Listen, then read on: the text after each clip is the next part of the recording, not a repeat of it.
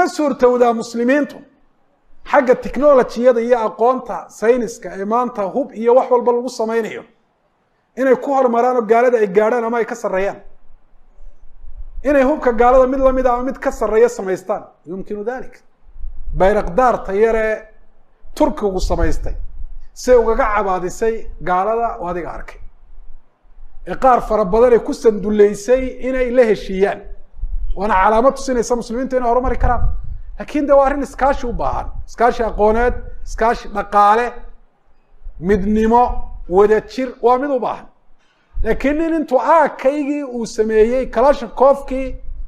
uu sameeyey kalashnikov odagii la odhan jiray berdhaweed buu dhintay ruushka ahaa reer Ukraine buu ahaa sita oo warshad qori soo saarta ma laha isagu mid rasaas soo saartana ma laha haddana kaynta gelaya macluumaadkiisa iyo hubkiisa iyo aqoontiisa ma tatwiirinayo si uu gaalada isaga celin karo muxuu samaynayaa aakaygii ay gaaladu soo sameeyeen buu qaadanaya